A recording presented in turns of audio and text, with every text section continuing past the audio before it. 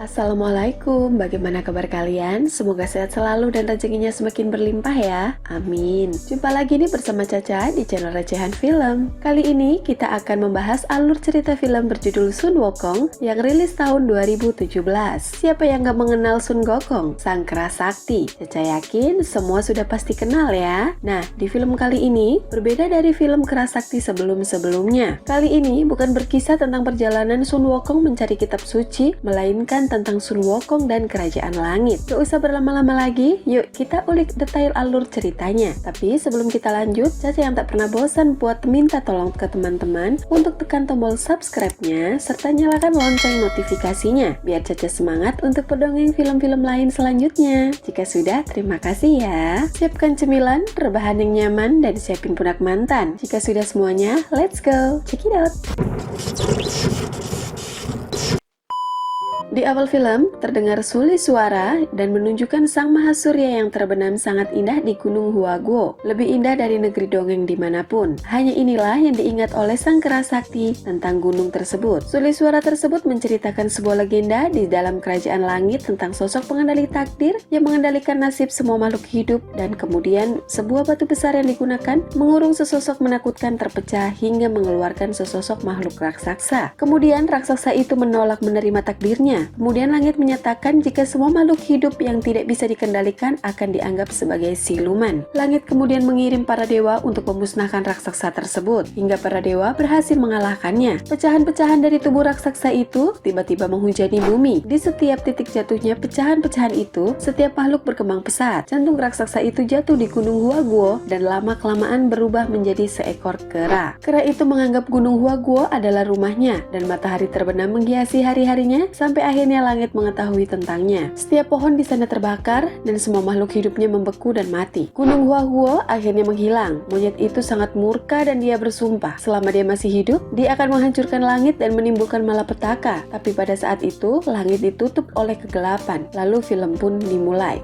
300 tahun kemudian, setelah menghilangnya Gunung Huaguo dan bertepatan dengan 1000 tahun siklus perubahan penjaga di Dewan Takdir, Akademi Takdir ditugaskan untuk menyeleksi para kandidat dewa. Selanjutnya, para calon dewa dibagi menjadi dua section, yaitu section langit yang merupakan keturunan dewa unggulan dan section bumi yang merupakan pekerja keras dan para murid. Section langit yang terbaik akan diberikan kelas Persik ketiga yang diberikan oleh Ratu Langit Barat. Seorang gadis bernama Azizia yang diperankan oleh Nini tampak tengah memandangi matahari terbenam. Secara tidak sengaja melihat seorang lelaki yang mencurigakan. Ia pun mencoba mengejarnya, tapi sayangnya dia kehilangan jejak dari lelaki tersebut. Kemudian Scan berpindah ke aula murid Akademi Takdir. Di sana terjadi sebuah keributan yang disebabkan oleh murid seksi langit bernama Yuling. Dia marah karena buah persik yang hendak dia makan hanya tinggal bijinya saja. Dia pun mengejar pelayan yang mengantarkan makanan tersebut. Azi kemudian tiba dan langsung menolong pelayan itu. Di saat Azi hampir terkena jurus yang cukup kuat, seorang pria muncul dan menghajar Yuling. Dia adalah Sun Wokong, sang kera sakti yang diperankan oleh aktor bernama Eddie Peng. Tak lama kemudian, para tentara kerajaan langit mengepung Wokong, tapi dengan mudah Wokong menghabisi mereka. Kemudian Ratu memerintahkan Tian Peng yang diperankan oleh Oh Ho Oh untuk menghentikan Wukong. Di tengah pertarungan, datang Erlang membantu Wukong. Akhirnya Wukong bersama Erlang ditahan oleh Dewa Takdir. Erlang dihukum karena dianggap bersalah karena ikut campur di pertarungan antara Wukong dan Tian Peng. Azi kemudian menemui sang ratu yang ternyata adalah ibunya. Dia meminta ibunya untuk membebaskan Erlang. Kemudian sang ratu menemui Wukong dan juga Erlang. Dia membebaskan Erlang dan memberikan sebuah gelang kepada Wukong. Di sini Wukong tidak tahu kalau gelang itu dapat mengekangnya. Dengan senang hati dia malah memakainya, sehingga sang ratu mulai membacakan mantra. Secara tiba-tiba Wukong merasakan kesakitan yang teramat sangat, serta sepintas menunjukkan bayangan-bayangan masa lalu Wukong yang sempat terlupakan sampai akhirnya dia pun pingsan. Azi yang melihat itu meminta kepada ibunya agar dia saja yang memegang tongkat teratai emas tersebut. Kembali pada Wukong, di dalam mimpinya dia kembali teringat saat dirinya ditemukan oleh seorang lelaki tua. Lelaki tua itu menjadikan kera kecil ini sebagai murid dan membesarkannya, serta memberinya nama Sun Wokong. Sang guru kemudian merubah wajah kera kecil itu dalam bentuk manusia agar Dewan Takdir tidak dapat menemukannya. Karena apabila Dewan Takdir mengetahui bahwa jantung batu itu masih hidup, maka Wukong akan dalam bahaya. Saat Wukong tersadar, yang pertama kali ia lihat adalah Azi yang tengah bersamanya. Di saat Wukong tertidur, diceritakan jika Azi sempat memotong rambut Wukong. Dia pun menyuruh Wukong untuk patuh dan menyebutnya Tuan Putri karena dia memegang kendali atas tongkat teratai emas. Di saat Wukong ingin menakut-nakuti menakuti gadis itu, tiba-tiba Azi membuka tongkatnya dan Wukong segera menahannya hingga mereka terjebak dalam posisi yang sangat canggung. Di saat mereka hampir berciuman, tiba-tiba Yulian, yaitu salah satu dari murid seksi bumi tiba. Sepertinya Yulian tertarik pada Azi.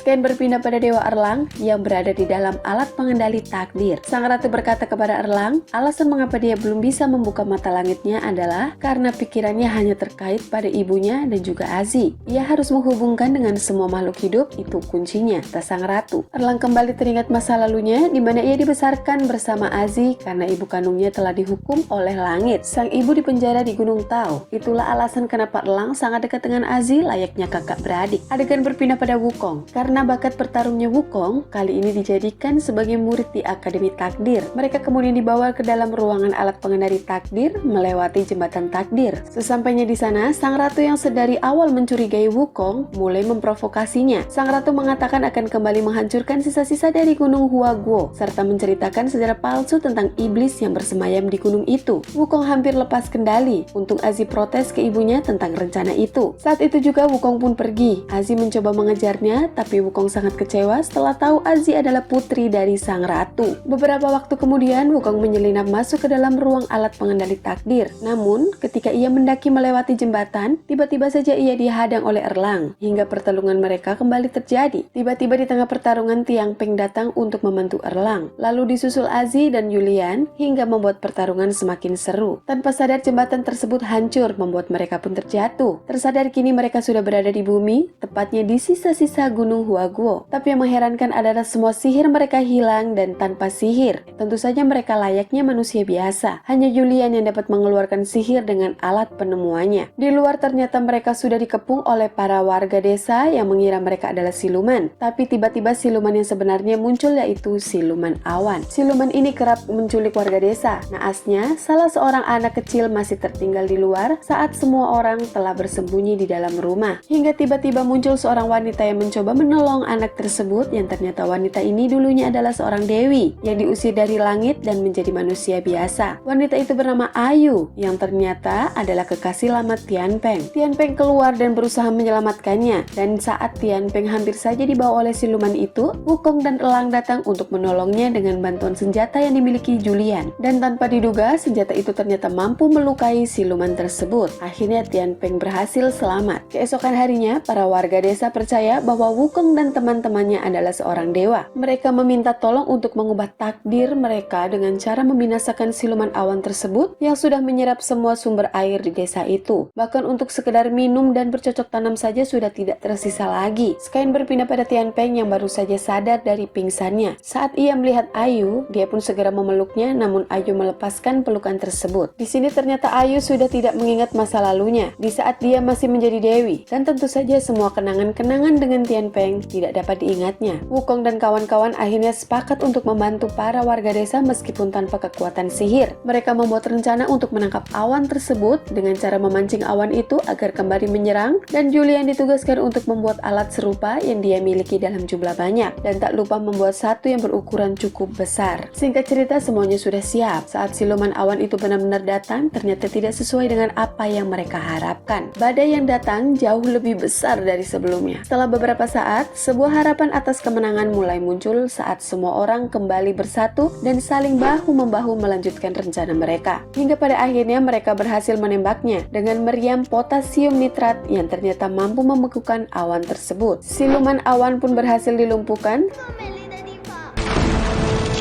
Setelah itu, hujan pun akhirnya turun membasahi tanah di reruntuhan Gunung Huaguo. Di sisi lain, sang ratu tengah mempersiapkan bala tentaranya untuk menggempur Gunung Huaguo. Dia berniat membunuh semua penduduk, karena pada dasarnya mereka semua harusnya sudah mati di tangan siluman awan. Maka hari itu pun tiba. Semua pasukan ratu tiba dan terjadilah penyerangan besar-besaran. Di tengah pertarungan, Yulian ternyata tewas dan Wukong ditahan di Dewan Takdir. Singkat cerita lagi, setelah peperangan berakhir, Erlang kemudian memberitahukan kepada Azi kalau Wukong dihukum di bawah api suci takdir. Tapi dia menolak untuk mati karena Wukong ingin bertemu dengan Azi. Setelah mereka bertemu, secara tiba-tiba tubuh Wukong berubah menjadi debu dan menghilang diterpa angin. Azi pun bersedih atas meninggalnya Wukong. Lalu tiba-tiba arwah Wukong bertemu dengan sang guru. Sang guru mengatakan bahwa inilah saat kebangkitannya kembali. Batu jantung memang sangatlah kuat, tapi itu bukanlah satu-satunya untuk menambah langit. Di sisi lain, sang ratu kini sudah mendapatkan jantung batu dan tengah membantu Erlang mengaktifkan mata ketiganya untuk menjadikannya dewa. Wukong yang telah bangkit dengan wujud aslinya sang kera sakti, kemudian terbang menuju kerajaan langit. Wukong mulai memporak-porandakan kerajaan langit. Satu persatu pasukan mulai di bumi hanguskan. Jangankan para pasukan, para dewa-dewa receh pun satu persatu dibunuh. Tanpa diduga, Tian Peng datang membantu Wukong. Di sisi lain, Azi mengetahui perbuatan dari ibunya. Dia mencoba mencegah ibunya dan berkata, jika sang ibu membunuh Wukong hanya untuk mendapatkan jantung batunya demi menambah kekuatannya saja. Setelah itu, ia ingin mengubah Erlang menjadi sepertinya. Maka dari itu, Azi tak akan membiarkan sang ratu melakukannya. Kemudian dengan kejam, sang ratu memukul anaknya sendiri dengan niat membunuhnya. Kemudian muncullah Wukong dan Tian Peng. Namun naas, Azi tak dapat tertolong dan gadis itu tewas dalam pelukan Wukong. Di saat Wukong masih bersedih atas meninggalnya Azi, Tian Peng sendiri menghadapi sang ratu hingga ia pun menyusul Azi alias tewas. Singkatnya, Wukong yang dipenuhi amarah dan dendam mulai bertarung dengan sang ratu dengan kekuatan penuh. Erlang yang telah berubah menjadi dewa serta mengaktifkan mata ketiganya pun muncul dan mulai menyerang Wukong. Pertarungan mereka kembali terjadi. Di tengah-tengah pertarungan, Erlang dibayang-bayangi oleh Azi hingga membuatnya tersadar. Kini Erlang mulai berpihak kepada Wukong dan mereka berdua pun bersama-sama melawan sang ratu. Puncak pertarungan tersebut tentu saja dimenangkan oleh mereka berdua. Setelah ratu hancur, Erlang berkata ke Wukong jika ia harus segera pergi karena bagaimanapun ia tetap siluman, sedangkan Erlang tetap adalah dewa. Jadi Erlang akan tetap punya kewajiban untuk menangkapnya. Sun Wukong pergi dan film pun berakhir.